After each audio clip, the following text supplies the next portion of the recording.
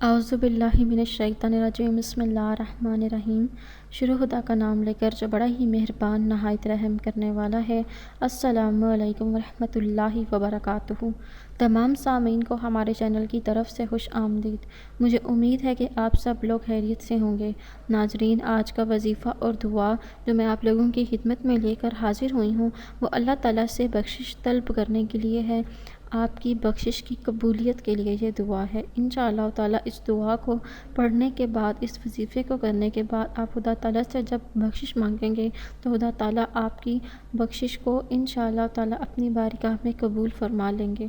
دوستو، اس دعا کے ذریعے حضرت آدم علیہ السلام اور حضرت حوا علیہ السلام نے اپنی غلطی کا اقرار اور ندامت کا اظہار کیا، اور یہ دعا پڑھ کر خود اللہ تعالیٰ نے ان کو یہ دعا سکھائی تھی، اور اس دعا کے پڑھنے کی وجہ سے ہی ان کی یہ جو بخشش ہے وہ ہو گئی تھی۔ دوستو، آپ لوگوں نے یہ وظیفہ کیسے کرنا ہے یہ بتانے سے پہلے میری آپ لوگوں سے چھوٹی سی درخواست ہے کہ آپ میری اس ویڈیو کو لائک کریں اور اپنے دوستوں کے ساتھ شیئر ضرور کریں۔ شیئر آپ لوگوں نے اس نیت کے ساتھ کرنا ہے کہ یہ ویڈیو آپ لوگوں کے لیے صدقہ جاریہ اور ایصال ثواب کا ذریعہ بنے گی۔ دوستو، آپ لوگوں نے یہ وظیفہ شروع کرنے کے لیے سب سے پہلے اول و آخر 3 مرتبہ درود شریف پڑھ لینا ہے، اللہ تعالیٰ کے حضور حاضر ہو جانا ہے۔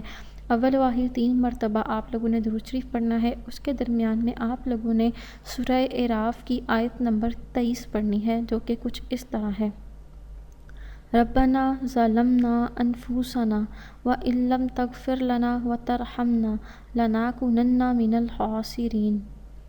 اے ہمارے رب، ہم نے گناہ کر کے اپنے آپ پر بہت ظلم کیا ہے، اور اگر تو نے ہمیں معاف نہ کیا اور ہم پر رحم نہ کیا تو ہم ضرور خسارہ پانے والوں میں سے ہو جائیں گے۔ دوستو، یہ دعا پڑھنے کے بعد آپ نے اللہ تعالیٰ کے حضور حاضر ہو کر گر گرا کر اور مکمل یکسوئی سے بخشش کی دعا کرنی ہے۔ انشاءاللہ تعالیٰ خدا تعالیٰ آپ سب کی بخشش فرمائیں گے۔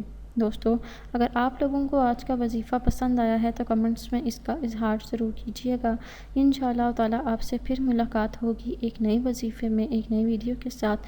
تب تک کے لیے مجھے اجازت دیجیے، اپنی دعاؤں میں یاد ضرور رکھیے گا۔ اللہ حافظ و ناصر۔